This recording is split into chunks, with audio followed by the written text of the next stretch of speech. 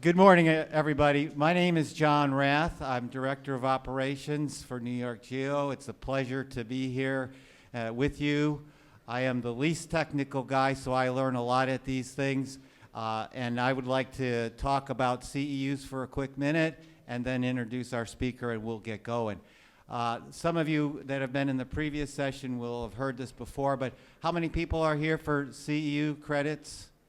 Okay, great. So what you need to do is come up here to this table after the session. If you've pre-registered, all we need is one signature on one sheet and you're good to go. If you didn't get pre-registered and you want to get the credits, then please sign up on our unregistered sheet. We need a little bit more information, and then as you get a chance during breaks, go over and see our registration table. The NYSSPE organization does have a fee for that.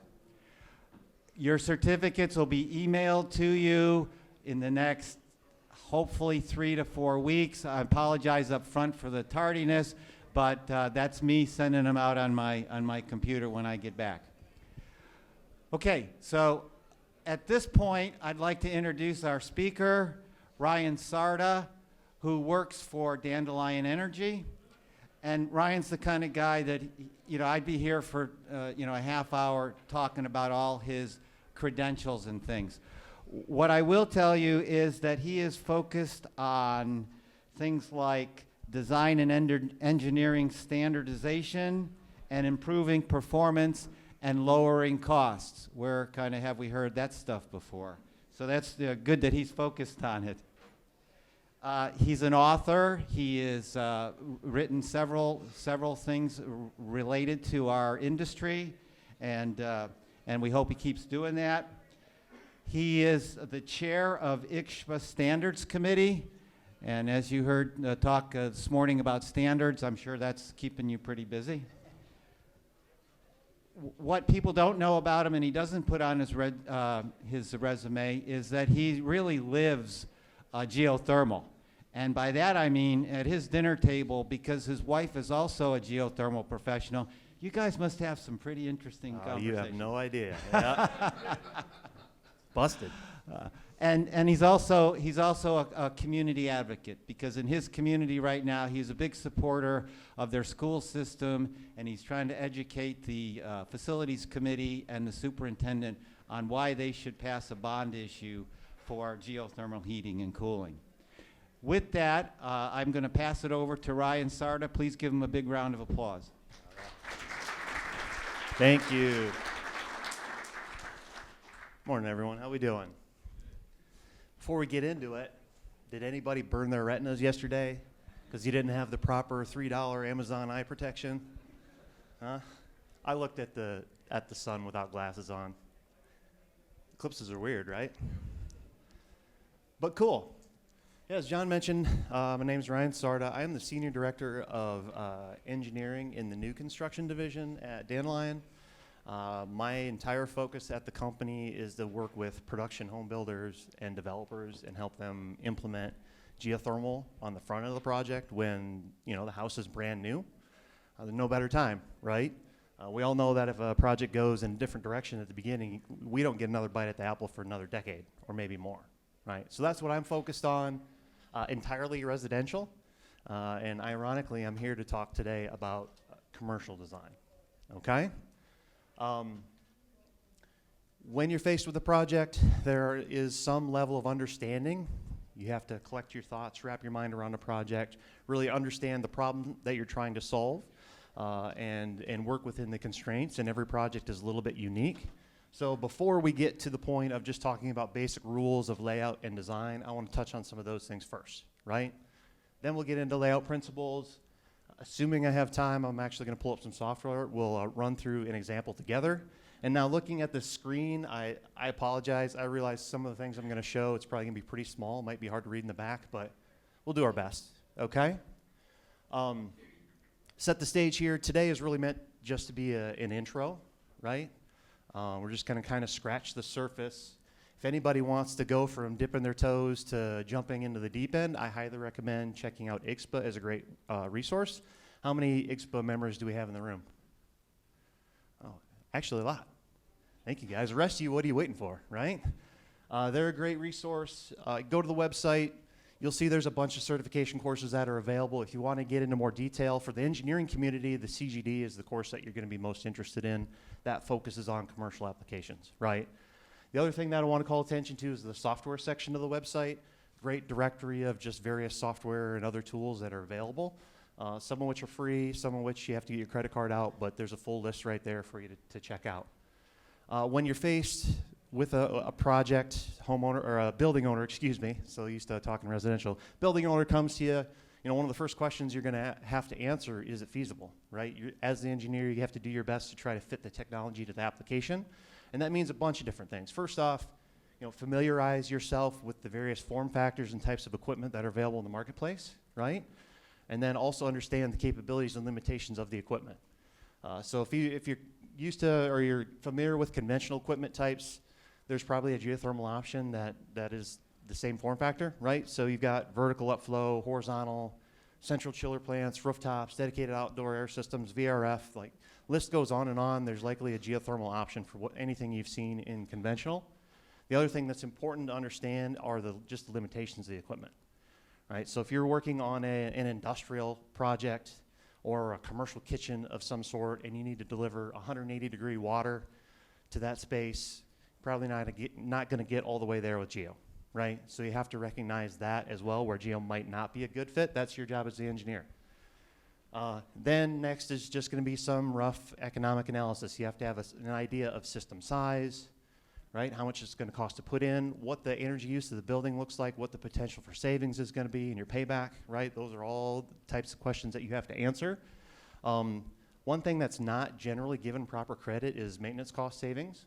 ASHRAE has a great research project, 1237. You can Google search for it. There's actually an equipment service life and maintenance database. You can go to the website and you can search for commercial buildings of various types and sizes and ages and all that kind of stuff. That kind of data is kind of hard to come by, as you can imagine. Not a lot of building owners track it very well. So there's a lot of holes in it. But for any table that gives a result that shows geothermal in it and compares it to others, you'll see there is savings available for GEO. They report maintenance costs in dollars per square foot, useful data point. It's the same database that you can also look up service life expectancies for various equipment types, right? And that's the research that shows that mechanical equipment, geothermal mechanical equipment, lasts longer than conventional, right? Those are all things that you need to consider in your life cycle cost analysis when you're first looking at a project. And then one quick note about pre-modeling for a system. Basically, it's the same exercise as a full-on design, right? You have to have an estimate of system size, how big the ground loop needs to be, some sort of plan of attack for how to incorporate the system into the existing distribution if it's a retrofit. Like, these are all questions you have to answer. It's basically design, but with half-baked information, right? Because it doesn't make sense to have full design documents and loads and all this kind of stuff very early in a project before a building owner is fully committed. The design process for commercial geosystem is pretty straightforward. Everything starts with loads, right? And when I'm talking about loads, in GEO, it's especially important to have not only peak loads, but annual energy loads. We use that for all sorts of information, not only predicting operating costs, but also calculating ground load and ground load imbalance and the long-term implication of that, right? You have to account for those sorts of things. Once you've got your loads, then everything else kind of rolls downhill. You size your equipment, you size your heat exchanger. If it's too big and doesn't fit in the site or doesn't make sense financially, then you might have to iterate. Once you've kind of locked in your layout, your grid, then the last step is to lay out your circuit piping and size your pumps. Okay, but as I mentioned, everything starts with building load. One thing that is true with respect to a geothermal ground loop that doesn't really apply anywhere else in HVAC is that cost is relatively linear with size, right? A 20-ton boiler is going to be nominally more expensive than a 10-ton boiler.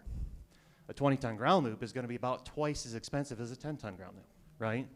So the more padding you have and conservatism in your design, the less likely your design is going to pencil, right? So as engineers, we want our systems to work and work well.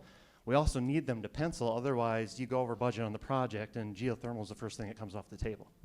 So you got to get it right. With conventional design, I'll back up. In a commercial building, loads are driven more based on how the building is used, right? We got a bunch of people in the room today generating heat. We've got lights on, we're using computers, we've got fresh air coming in, right? Your load profiles are going to be dictated based on how the building is used. So when you model, with a conventional system, the standard approach is you break up your system into zones. You size your individual piece of equipment to serve the peak load of that zone, right? And you kind of work your way around the building and do that, and you can kind of stop there with conventional, right? The difference with GEO is that what we're going to do is we're going to connect all the heat pumps in the building that we've sized for worst case. We're going to tie them back to a central ground loop, and then we have to size that ground loop for worst case in the building, right? And the thing about a commercial building is time of use and the schedule is everything. You might have a cafeteria that has a peak load at noon, right, when everybody's in there and they're having lunch or whatever, and you might have a west wing in the building that the peak load occurs at 4 o'clock. Well, if you're going to size the ground loop for those two spaces, it doesn't make a lot of sense to add the load from noon in one spot and 4 p.m. in the other, right? What you have to solve for is the instantaneous peak that the ground loop is going to serve. So that's a little bit of an added step and extra work with GEO that isn't really as important with conventional HVAC, okay? So finding peak load that the ground loop needs to serve is not the same as just adding up all your capacities, adding up all your loads, because you have to consider time of day, right? And for obvious reasons, don't recommend a rule of thumb. Again, you just get too much conservatism with that approach and likely kill the project because it makes it too expensive. Once you've modeled the building for the design day, like you have to have a 24-hour simulation so you know what the load looks like on the worst day of the year. You should do that same thing for every hour of every day throughout the year, right? Perform your 8760 analysis, and that'll give you a picture of how much energy you need to add to the building to heat it, how much you need to remove from it to cool it for the year. And while that informs operating costs, we also use that to calculate how much energy we're extracting from the ground in heating and rejecting and cooling, and that annual ground load imbalance, and you figure out how to deal with that using software as well. I'm not going to claim to be an expert in commercial load calculation methods. There's a bunch of options here. ASHRAE 942, the research paper, does a good job of comparing the different calculation methods, right? I got a copy of the commercial load module in RightSoft, so I can choose any one of these methods in a drop-down. For me, if I'm doing a commercial load calc, I'm probably going to use RTS, right? But pick your poison. The one that I want to highlight as not being appropriate for commercial is Manual J. I think we all know that, but Manual J is really meant for residential applications only. It doesn't allow you to account for time of day in the way that we need to. It also doesn't account for thermal mass or inertia of the building as it relates to time of day and when a peak occurs, okay? So once you've got your loads, you've got your 24-hour simulation on the worst day of the year. Then you need to figure out how to format the loads, condense them into the format that the software is going to expect here. You'll notice any typical off-the-shelf commercial design software is going to ask you to enter loads in 4 time blocks: 8 to noon, noon to 4, 4 to 8, and 8 to 8. Okay? So what you have to do on your design day, you have to find the time block where the peak occurs, whatever that happens to be. Let's say it's noon to 4. Grab that biggest value and slug it in for that time block. And then for all the other non-peak time blocks, what you need to do is just find the average load for those and enter them in. And what the software is doing there is it's calculating a part load factor for that design day, which goes into the ground loop design calculation. So I just want to caution you, like, you need that 24-hour simulation. You need to know how to condense the loads. If you were to enter a value into one time block and just ignore the rest and leave it at 0, what'll happen in the software is it'll calculate a really low part load factor and you'll be kind of skinny on your design links, right? And then vice versa, if you put in the peak block in every single time block, it'll end up with a really big part load factor and you're going to be pretty padded in your design links. So you want to get it relatively close to what it's going to be for the building. But that said, you're not always going to have a design day simulation, right? Especially if it's in the preliminary stages of the project. You need to enter something. This is a pretty typical load profile that I'll use when I'm trying to model a ground loop if I don't have that information, right? So you can see if I've got a building load that's 100 tons, for example, on the cooling side, I'll enter a 75-ton load in the 8 to noon, the 100-ton load in noon to 4, 4 to 8, and then a 50-ton load for the last half of the day through the night, right? That's a typical load profile I'll use. But basically, the point is you want to find something that's relatively, well, realistic, right? Represents what the building load breakdown is going to be. So questions on that, how to condense loads for software input?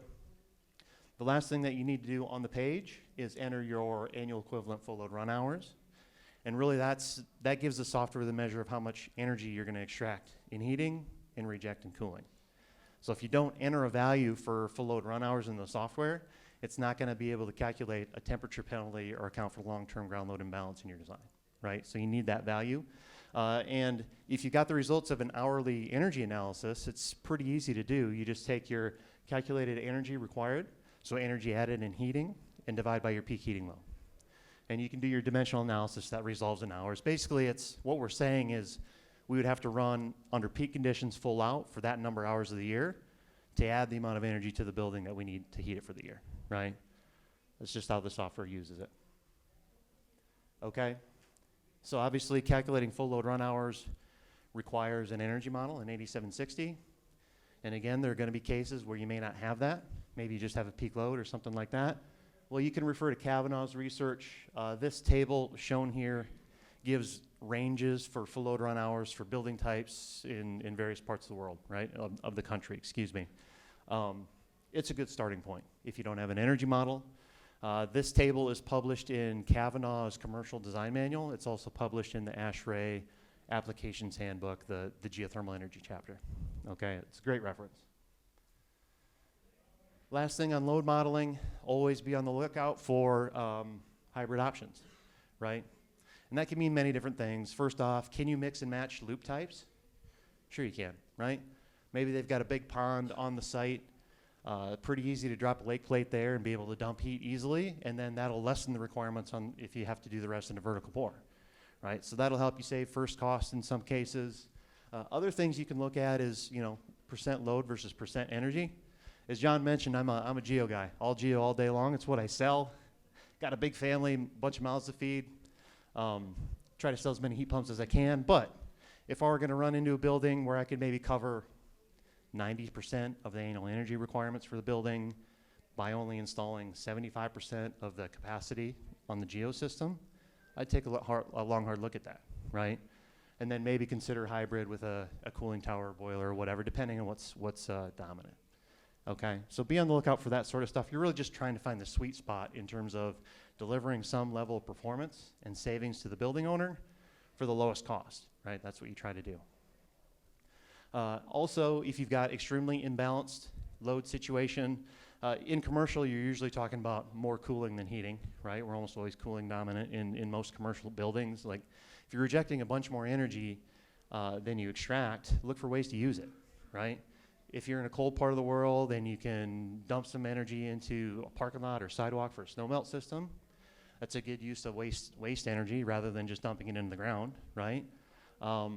Maybe you've got a bunch of cooling in like refrigeration or something like that. Take that heat, you know, you're in a gas station or convenience store, take some of that heat and build a, you know, if they've got a car wash next door, make a bunch of hot water with it, right? So look for opportunities there to just try to use heat as much as you can before you go to the ground. Okay? Once you're done with your load analysis, your energy model, next up, let's look at designing our ground heat exchanger. The things that you'll need to know, first off, your soil properties, right? Temperature, conductivity, diffusivity, those are required inputs in software. You'll have to set your design entering water temperatures, minimum in heating, maximum in cooling. This is actually a big lever in determining design lengths, right? In closed loop ground heat exchanger design, basically when you set a minimum and a maximum, what you're doing is you're going to calculate a design length so that as your system runs, it's going to vary in operating temperatures throughout the year. Hopefully, if you've got your design right, it doesn't go outside of those that bound that you've set in your minimum and maximum, right? And the other thing to realize is that design lengths are relatively linear with delta T between the soil and your minimum water temperature, right? So as a even example, around a number, let's say we've got a soil temperature of 50 degrees, and you want to set a minimum EWT value to 30, and you calculate a design length, right, whatever that spits out. What do you think is going to happen if you go back in, change your EWT from 30 to 40? Basically, you're looking at a 20-degree delta T in your original design, and you cut that in half to 10, right, going from 50 to 40 in your swing. You're going to double your design length. Sure, you're going to see a little bit of a boost in heat pump performance. You might see a COP increase by 10% or 15 or whatever it is. You can model that. But you're going to drastically increase the amount of ground loop that you need to maintain that minimum inner water temperature, right? So it's relatively linear with delta T. Good starting points for min-max water temperatures, generally speaking, you've got your deep earth temperature, and that's a function of where you're at in the country. 20 to 25 degrees below deep earth temp is a good starting point for minimum EWT. For maximum, usually about 30 to 35 above, right? Or again, 30 to 90 is kind of what the industry settled on as being that sweet spot in terms of performance versus design links and first cost, okay? Borehole considerations, you'll have to make an input on bore diameter. It's typically 4 to 6 inches, depends on your loop size and drilling method and all that kind of stuff. It doesn't play a very big part in your design calc. Grout thermal connectivity is a big lever, and that's one that you have direct control over because you can specify a connectivity value, and there are published recipes that the contractor can mix to and meet that connectivity, right? We'll show the impact of that when we get into our example here in a few minutes. Then once you know your loop size, you calculate number of bores, calculate how many circuits you have. Spacing is going to inform design links as well. It plays a small part unless you've got really, really imbalanced ground loads, then it can be a big factor. We'll look at that in the example. Questions on any of that? No? You guys know it all already? We're doing good. How many people went into mechanical engineering thinking they were going to have to care about dirt, right? It's exciting stuff. But when you design a heat exchanger, you do have to know something about it, right? And not only just knowing the properties, but knowing what drilling conditions are like, if there are any limitations that you shouldn't go outside of, right? Everybody out here is so conditioned to, seeing 500, 600, 800 foot bore depths. We're drilling in rock out here most of the time, 1.5 inch loops, that's pretty standard out here. I recently designed a ground loop for a multifamily building in South Carolina. Made a quick phone call to a couple contractors. We want to try to work with local partners if we could.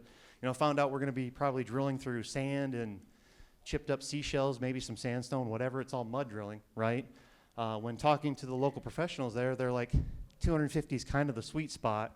We can go to 300 if we need to, right? I'd have kind of looked foolish if I would have come out with a site plan that showed a bunch of 800-foot holes that nobody there could even execute on, right? So you have to have some understanding of local limitations and capabilities, right? And then there's the last note about you have to decide if you want to run a connectivity test or not. We'll get into that more here in a second, but generally speaking, if your system is 25 tons or bigger, you ought to consider it, okay? So as far as soil properties are concerned, you need to know your connectivity values, your temperatures, all that kind of stuff, because you got to plug it into the software.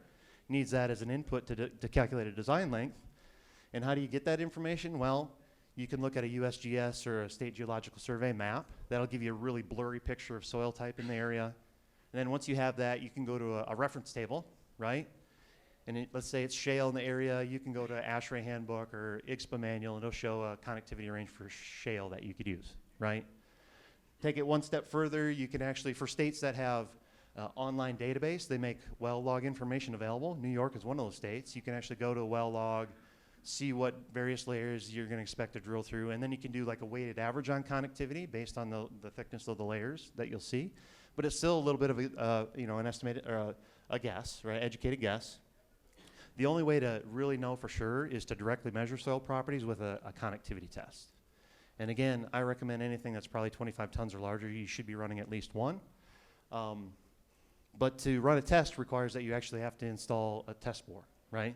So wherever you think the site is going to be, the ground loop is going to be, you have to drill a bore to the target depth, what you expect to be the target depth for the system, install a loop, grout it up. It's a completed borehole that you're going to use down the road when the rest of the field comes in, right? But you're just installing one on the front end of the project. You fill that loop with water, let it set for a few days. That water is going to get to be the same temperature as the surrounding soil. And then you come in with your testing unit, you hook it up to the loop, you flip the pump on, you circulate water to kind of flush the loop out, but you also measure the temperature of the water as you start that process. That'll be a direct reading of deep earth temperature right there over the length of the bore. And then once the flushing process is done, then you flip on heating elements and dump 15 to 25 watts per foot into the bore. And it's got to be steady state heat rejection into the borehole. You have to be able to measure how much heat you're dumping and what the temperature response is with time, and that's really all the information you need to calculate connectivity. So connectivity is a pretty simple process. Install the bore, run the test, analyze the data, right? But it's extremely valuable, not only for design, but also informing what the drilling conditions are going to be, right? Drill a 500-foot hole, maybe at 350 there's a major fracture and you hit 200 GPM of artesian water flow that you just can't contain. It's going to be really expensive, and it runs off into the Hudson River or something because you're close to it, right? Let's design our loop to stay out of that mess, right? So some of those decisions you can make can really, save a project, really, and prevent a bunch of heartburn and cost overruns down the road. Okay? So now that you know how to just wrap your mind around a project, last step is to plug into your software what your grid, what your arrangement's going to be, how many bores you need to use, all that kind of stuff. So as a general rule, your flow rate, your peak flow rate that the ground loop is going to have to be sized for is dependent on peak load, right? We already talked about this, not sum of capacities. We need to know the instantaneous peak that the ground loop is going to serve. And we use 3 GPM per ton for closed loop applications, okay? And then you've got, for a given pipe size, you've got some allowable range of number of bores based on the flow rate for the building. Your minimum number of bores is going to be based on head loss, right? Fewer bores than that, your head loss is going to be too high, and then you're going to be dealing with excessive pumping power for the life of the system. We don't want that. Your maximum number of bores is going to be dependent on what the minimum you need through the ground loop for turbulent flow. Turbulent flow maximizes heat transfer between the fluid, right, and the pipe wall. So we want to have turbulence, so basically what you need to do is solve for minimum Reynolds number of 2,500. And in terms of maximum flow, I generally recommend targeting a head loss range somewhere between 1 to 3 feet per 100. The deeper your bores are, the closer to the lower end of that range you're going to want to be, and as your bores are shallower, you can be towards that upper end, right? But that's just a good rule of thumb, really for pipe sizing in any type of system, okay? You can see, probably can't see actually, the screenshot from the GeoPro head loss calculator. It's available through their website. But I plugged in DR11 inch and quarter pipe. I also plugged in that I'm going to use 20% glycol at 30 degrees.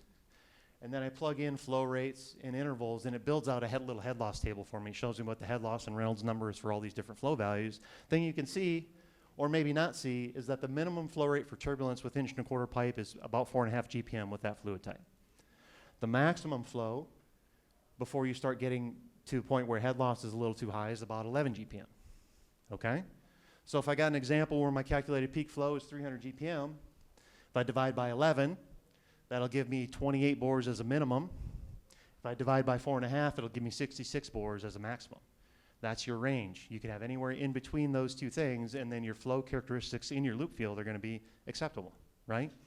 And notice that's a pretty wide range, right?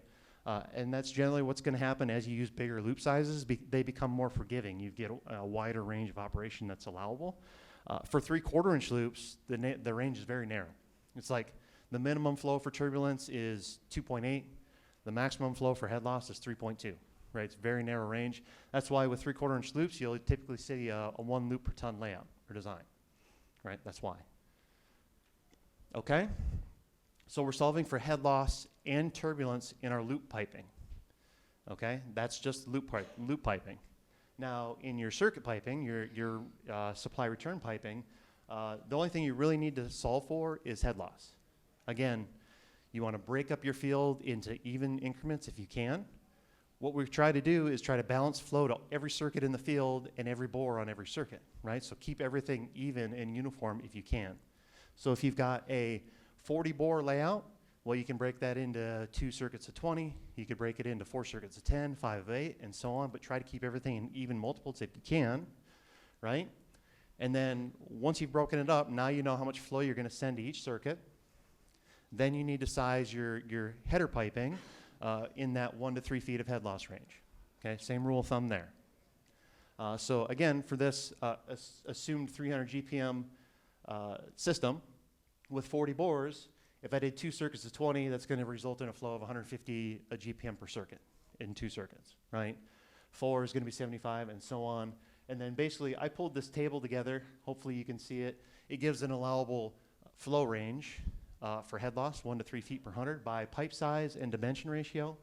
For me, because you only need 110 PSI piping in the lateral, the horizontal portion of the system, versus in vertical piping, the U-bend, you need 160 PSI, right? What that means is in horizontal piping, it's okay to go to a DR15.5, a thinner wall pipe material to drop your head loss, improve performance a little bit. So for me, I'm generally using anything that's 3-inch and larger, I'm gonna probably use DR15.5 if I'm speccing it out, right? So for that 150 GPM per circuit, you can probably see 4-inch pipe is gonna be the right choice for that. For the 60 or 75 GPM per circuit, you can go with 3-inch. Make sense? So you want to break your field up into even increments, and then other considerations, you'll have to design individual circuits as well, so that you balance flow to every bore on the circuit, right? So the way to do that is with a step down, step up, reverse return design, like I've shown here. Basically, the concept is the first building off the supply line is the last one to go back to building on the return line, and vice versa. Last one on, oops, sorry about that, first one back. That'll naturally balance flow in the field, okay? That's reverse return, and then the step down and step back up on the return line as you pick up bores on the way back, that's all about flushing. When you first start up a system, you have to fill it with water, and then you have to flush it at a minimum of 2 feet per second. You have to be able to achieve that velocity at every point of the piping system in the entire field. So we step down and step back up so we can maintain that 2 feet per second easily and just clean the system out, get the air, get the light debris, so that it's ready for startup, okay? And then a few other things to just think about as you're breaking your field up into circuits. You know, how much room do you have in your mechanical, or how much space do you have in your mechanical room, right? Well, if we got 40 bores here, we're probably not going to want to bring all 40 bores in the mechanical room individually, right? You got 80 pieces of pipe coming in that you got to figure out how to get manifolded together, combined with valves and all sorts of crazy stuff. That's a bad choice. Might also be a bad choice to try to bring all 40 bores on one circuit into the building with no redundancy, right? So usually you'll see designs broken up into multiple circuits, and that's all about, well, first ease of flushing and balance and all that kind of stuff, but also a little bit of redundancy. If I had 5 circuits at 8 bores, if one circuit went down for whatever reason, I could shut the valves off on the one circuit, limp along on the other 4 until I get a chance to repair it, right? So that redundancy is a little bit of peace of mind, and you'll see that used quite often in commercial design. Okay? A few more notes about layout. This is probably the most common type of layout you'll see in commercial geo, is a centralized layout. Basically this situation that we described at the beginning of the presentation, where you've got a bunch of heat pumps scattered throughout the building. Everything is combined on a central water loop, and it goes out to a central field, right? The real advantage of that is now you can take advantage of load diversity, right? You got one end of the building that's heating, the other end that's cooling. Those loads are going to cancel each other out if they're on a shared loop, right? So if you have enough diversity in a building under peak conditions, you may be able to shrink the size of your field. That said, this is going to be a big piping system, right? You're going to have big distribution piping, a big manifold, probably a big central pump that's going to run at idle for most of the hours of the year, which variable speed motors don't really like to do, right? So there are some drawbacks of having a big system like this, but the main advantage is that diversity and load sharing capability. The longer that I do this, the more that I tend to really appreciate the decentralized layout approach, just like this. I know it's not common, it's probably not as exciting in the engineering world, but you know, everything here, you can break up the same building into small clusters of loops, bring those loops into some small mechanical room on a smaller set of piping, and then probably distribute on a really simple interior water loop, maybe with residential circulators, right? Everything on this picture, you know, let's say it's designed for the same building, same capacity, it's a little bit lower stakes though, right? If you miss the design on one corner of the building and you've got an underperforming loop there, that's probably a lot easier to fix than having the whole building be wrong, right? Also, because we're able to stick with smaller pipe sizes, it's easier to execute on, right? It's easier for an installer to put in. It's easier to troubleshoot if there are issues. If you're sticking with smaller pipe sizes, there's just widen the pool of contractors that can do that kind of work as well. As you get bigger and more complicated, it's just harder work that only specialized contractors can do, right? It shrinks the pool. So I tend to prefer this, and honestly, there are hundreds of school districts down in around the Dallas, Texas area that are designed just like this. Nothing bigger than 3-inch lines coming in. Nothing more than a residential circulator used at each pump, or at each heat pump, excuse me. It's a Don Penn special, but Frisco, Texas, that school district has something like 80 schools on GEO just like this. 300, 400, 500 ton systems all day long. Okay? Questions? Yeah. What determines parallel or series flow? It's a good question. Parallel, basically what we're doing here is we can come off the supply line and your flow can travel through it can be split off into any one of those bores evenly. Yep, good question. If it was series, basically the piping would have to be arranged so that you go through one, through the next, through the next, through the next. So basically it's the full combined flow of the circuit has to go through every single bore rather than being split off evenly. Everything parallel. Everything parallel. Yep. Again, if this were a 60 GPM circuit, for example, with series, that every loop that's in the field and the supply return piping would have to be sized to accommodate 60 GPM, right? So 3-inch loop piping and 3-inch supply return circuit piping versus splitting it off evenly. Right now, the way this is shown, if that's a 60 bore circuit, how many bores do I have on there? 5? You're talking like 12 GPM per loop, so now you can get away with 1.25-inch loop piping, right? Good question. Anybody else? How are we doing on time? We're doing pretty good. Okay. Okay. All right. Well, with that, I guess if there are no questions, I was planning to jump into software here. Can you guys still hear me? This on? Yeah. I was gonna jump into some software and do a design example just to kind of show you what the decision tree is and some of the inputs, how they impact your decisions. This is a school that was actually designed probably 20 years ago, has a working GEO system, right? I just used it because I have it on file, all the original load calcs, the floor plan layout, the whole thing. So it works out pretty nice. You can see it's a 164,000 square foot building in a pretty cold part of the world, right? And you can see they've got out in all the wings are the classrooms. As you get towards the middle, you've got your offices, lunchroom, and then the gymnasium towards the bottom. This is a 9-month school, right? In a cold part of the world, so it's a very heating dominant system. The building isn't even occupied during the summertime, right? So during the hot months, you don't have the people and all that kind of stuff going on in the building. So the peak cooling loads, as you can see, are pretty small relative to the heating load. So we looked at 3 different scenarios when we designed the system. The first one, because we're trying to balance out the load as much as we could, this is a building that needed quite a bit of outside air, CFM, right? So what we decided to do was handle all the space cooling that we needed for the building and all the outside air on the cooling side.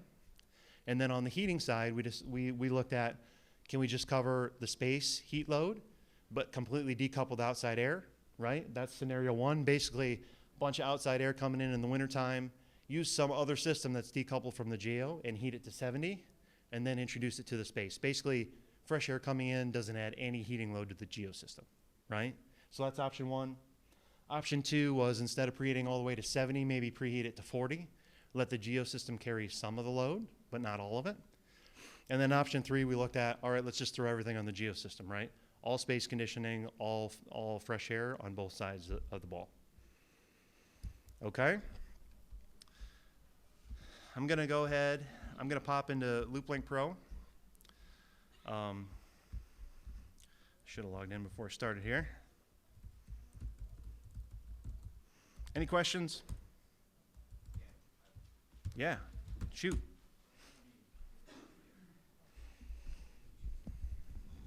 Aaron Pike with National Grid. Curious in terms of when you're talking about supplemental loads or supplemental heating, will you go through various, like, whether it's electrification or natural gas, or I guess you're looking what's available at those areas? Yeah, it depends on what's available, right? Most of the time, if you're talking hybrid, it's either probably electric backup or gas backup, right, for most.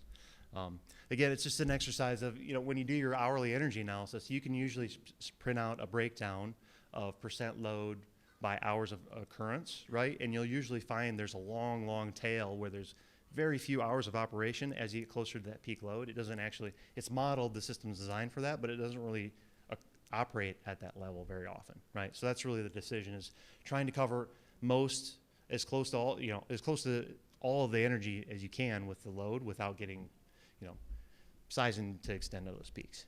Make sense? Yeah, is that 40% a typical threshold limit, or? I mean, it really depends on the building. Okay. Yeah. Yeah. Thank you. Okay. Good question. I went ahead and loaded this up already in the software. So NY-GEO example. First thing you'll note, can you guys see that okay in the back? Can't see it at all.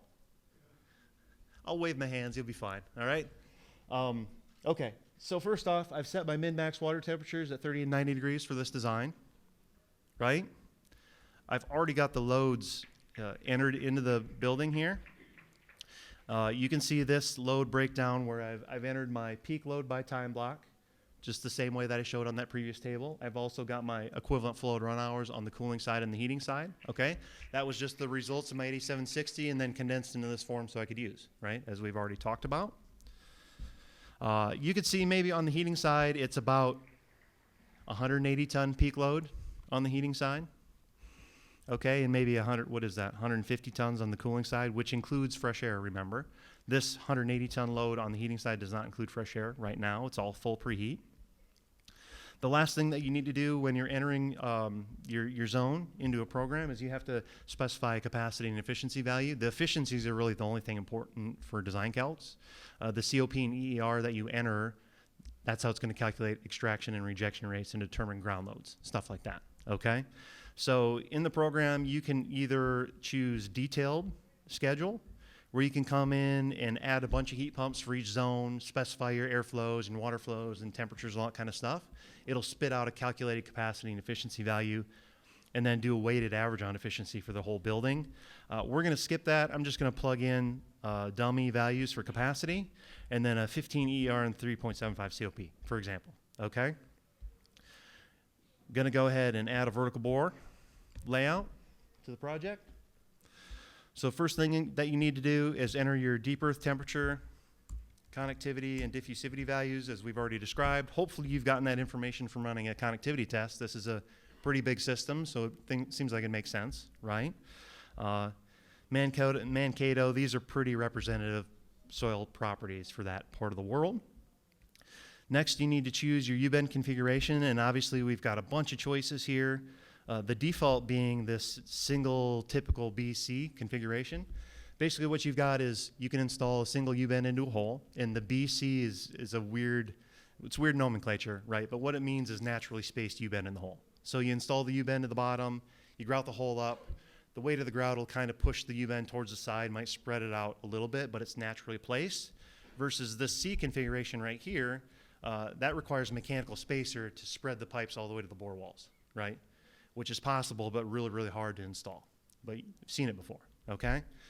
Then you've got double U-bend options, quad loops and twisters and all sorts of other stuff. I'm just gonna stick with the basic naturally placed single U-bend configuration for today's example. Bore diameter, you have to specify anywhere from 4 to 6 inches is pretty typical. This isn't a big factor in the calc, but it is an input. So we ask you to put something in. And then you choose your loop size. Since we've been looking at 1.25 inches, I'm just gonna stick with that. I'm going to put in for grout thermal conductivity values of 0.4, which is a non-thoroughly enhanced grout. I'll show you the impact here in a second. And then you have to choose the number of rows and bores per row. And I apologize for skipping over this, but the calculated peak flow for this building was 180 tons or something like that, is about 540 GPM, right? So you can use your same rules, 540 GPM divided by 4.5, figure out your min or your max number of bores, divide by 11 for your min number of bores. I'm just going to guess and say we're going to be somewhere in like a 70 bore range for this system, somewhere in there. And I'm going to start off with a 15-foot bore spacing. So we've got a 7x10 grid, 15-foot bore spacing, 0.4 grout with 1.25 inch loops. You can see 70 bores, we're calculating bore depths of 634 feet.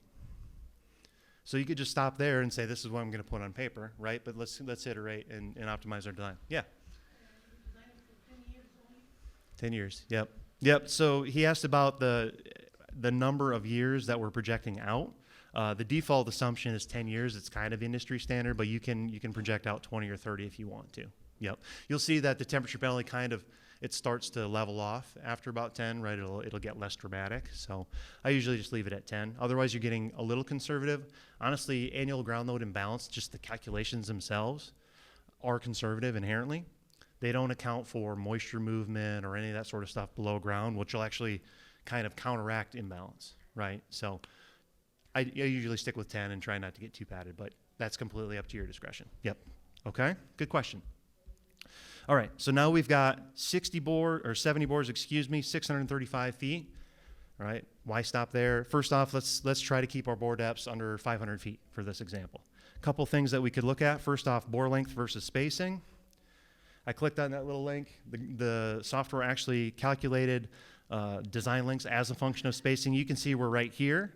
If I would go from 15 to 20 foot spacing, it would take my design lengths down 5%, right? Just by going from a 15 to a 20 foot spacing, and that's just spreading your bores out a little bit, allowing more soil volume for storage, less thermal interference, and it's also just counteracting the imbalanced ground loads that you have in your commercial application, right? So I'm gonna go ahead and grab 20 foot spacing. The thing that you'll notice though is once you get out past the 20, 25 foot spacing mark here, things again begin to level off, and there really isn't benefit of going greater than that. So in most commercial designs, you'll see spacing values ranging anywhere from 15 to 25 feet, with 20 being kind of the common default for most folks. It's really in Midwest where you've got shallower bores and stuff like this where you see 15-foot spacing. I would probably urge caution if you're going to design a bunch of really, really deep bores and trying to slam them at 15 foot on center, because we all know when we're drilling holes, they don't go down perfectly straight, right? They're going to veer a little bit. The closer you get and the deeper you go, the more chance you have of veering and running into one another, right? So 20 foot is pretty common, pretty typical out here. I'm just going to go ahead and, if I can get my mouse to work, grab that, maybe not. I'm going to go down and just enter it. Apologize for that. Okay, I'm going to save it.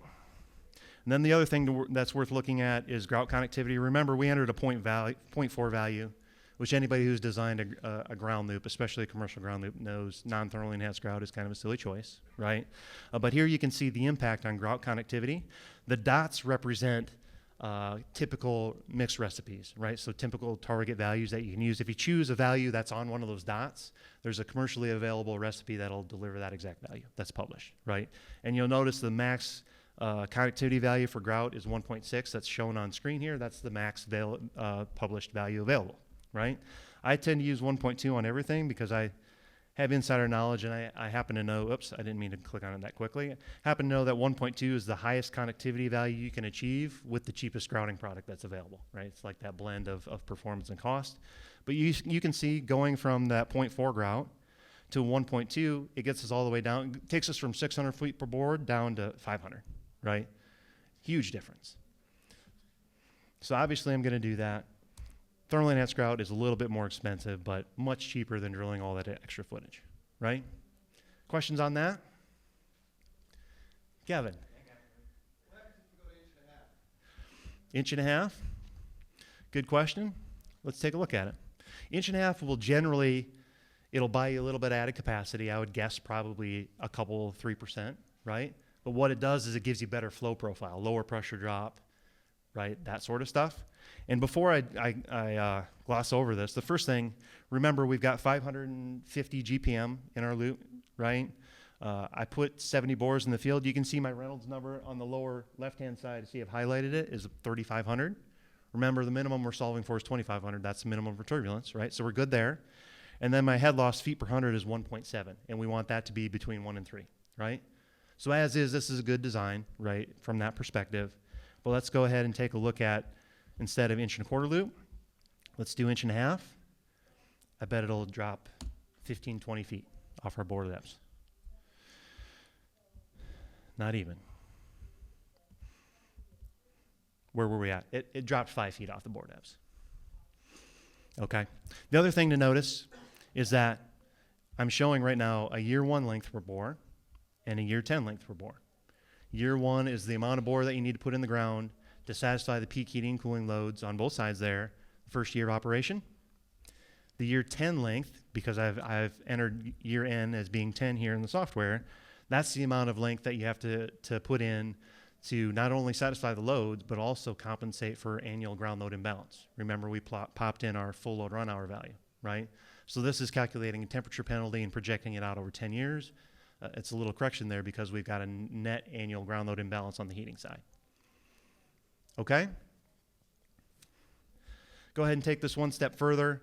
If you remember, I'm just going to run up on time. Option 3 here. Remember, option 3 was the full-on, let's do everything with GEO, right? All forced air, all space conditioning.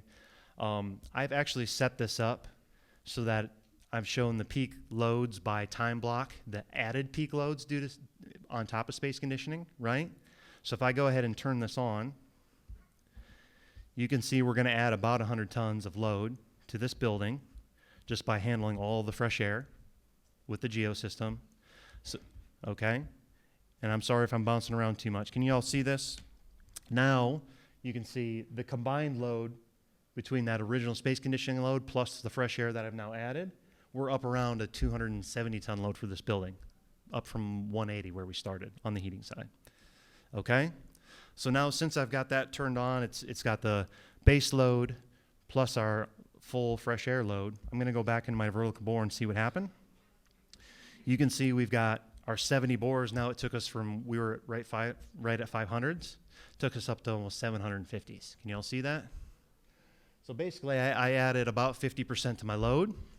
I also added about 50% to my ground loop design links, right? Now the conversation becomes, well, how much does that extra cost, and how much is it going to cost me to run my fresh air system? Hopefully there's energy recovery and stuff going on there, right? What's the savings? And then let's make the best financial choice, right? But you can come back to the building owner now and show them two options. This is no fresh air on heating. This is full fresh air. What do you want to do, right? Obviously, the design isn't quite right, though, because we said we wanted to keep it below 500 footers. We also haven't really checked our head loss values, but because we went to 1.5-inch loops, per Kevin's request, we can actually slug this 270 tons worth of flow into our 1.5-inch loops as designed without having to change it. So that worked out well. But we're going to have to come back in here and probably add to our field. So we got 70 bores right now. We're probably looking at maybe a 10 by 12, 120 bore grid or something like that if we're trying to stay below 500s. I overshot a little bit. So I got 120 bores right now to 450. Okay? Okay, now so let's just say owner decides they want to move with the full fresh air, full space condition option. We've got 120 bores to 450 feet. We've got our grid kind of laid out in rectangular configuration. We can already envision how to break this up into even circuits, right? Let's go ahead and do that in the software. I'm going to go ahead and click on this right here and come over to the circuit piping design tab. And basically, again, what you want to do is you want to break your field up into even increments. And if I grab this drop down, you can see it already knows all the different ways to chop up 120 bores, right? I could do 8 circuits of 15. I could do 10 circuits of 12. I'm just going to go 10 circuits of 12 because that's easy, right? 120 total bores. And we've got, where did we land in terms of flow? I'm sorry, my total flow rate, I forgot where we're at. Probably about 800 GPM, roughly, is where we're at. So 10 circuits, 12 bores per circuit, 120 total bores. I'm going to come down here, and it's almost too slick, but it automatically sized all of my circuit piping now based on the rules we've talked about. So it's chosen 4-inch piping mains, supply returns. And I'm just going to say they're 100 feet from the building. And then notice that as you work your way down along from bore 1 to bore 2 and so on, it's automatically stepping down in pipe size from 3-inch to 2-inch to 1.5 inch. That's the step down, step up for flushing. And you can actually specify the flushing flow rate right here. So if you, instead of solving for a 2 feet per second flushing flow rate, you want to solve for 4, you can just plug that in right here and it'll automatically update the table for that. Okay? This is automatic layout, but let's just say I want to come in. And as I mentioned, typically for me, anything 3 inches and larger, I'm probably going to use DR15.5. So I'm just going to go ahead and update my head loss table for that. Now you can see it's showing 15.5 for all my supply return circuits until I get to 2-inch, right? And then I've got my 1.5-inch loops that we specified. It's already calculating a head loss for the ground loop. This came in at 10 feet of head per 80 GPM circuit. You guys see that? Generally speaking, and this accounts for the fluid type. So we've got 30-degree water, 20% propylene glycol mixture in the loop. So it's already accounting for the viscosity of that. So we ended up at a 10 foot of head loss in this ground loop. Generally speaking, for commercial systems, 10 to 30 feet of total head loss in the ground loop is kind of an acceptable range, right? You'll see higher than 30 feet in some cases where it's very, very, very big system that's very far away, or if it's a loop field that has a bunch of 3/4 inch piping in instead of 1.5 inch. 1.5 is pretty forgiving, right? The other thing that this thing is calculating is your flushing flow rates per circuit. So see, our design flow rate is 80 GPM per circuit. You see that right there. When we go to start the system up, you're going to have to flush it at 140 GPM to be able to hit 2 feet per second and get the air and debris. So obviously when we're flushing a system, we're not doing that with our circulators in the building. We have to bring a purge pump on site that obviously has a whole lot more horsepower and able to push that flow rate. But this is a startup issue only, right? You only do that before you fill the system with antifreeze, before you start it up and get it ready, okay? You can actually see the flushing flow rate is 142 GPM per circuit, and the pressure drop, it's automatically calculated at 20 feet of head. On the flushing side, you flush with water only, right? You don't have antifreeze mixed in yet, so that head loss calculation is based on water as your fluid.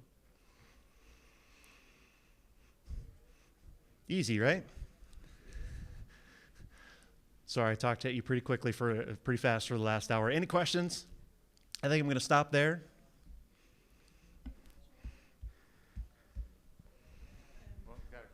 Yeah, go ahead.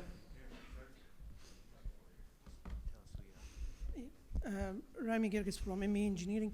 So the 10 feet here, this is pressure drop across the whole well field, including the borehole, Yep. the vertical borehole. Yep. So that 10 feet, 10 to 30 is kind of the recommended range for head loss for a commercial ground loop. And that's basically from the manifold in the building outside.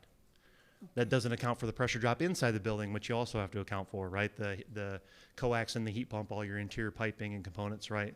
But yeah, that is the full pressure drop of the ground loop. Keeping in mind, everything's in parallel, right? We had 10 circuits in parallel with one another, and then we had 12 bores on each circuit, all in parallel with one another, and then it calculates the one parallel flow path, usually the worst case in the field. Yep. A question maybe you answered before, but sorry. How you determine how many borehole per circuit? Is Yep. 8 to 5? Is Yep. round How many figure? bores per circuit? Yes. So again, this was a 120 bore layout. And then what I really tried to do was break it up into even increments, right? And then how many circuits, it really depends on how big is your mechanical room, how much redundancy do you want, that sort of stuff, right? Notice that because I went with 10 circuits at 12 bores per circuit, I'm already bumping up on 4-inch lines. So 4-inch lines, you know, depends on how far from the field to the building, right? How much piping you want to run, or maybe you've got a vault in the middle of the field that you run to.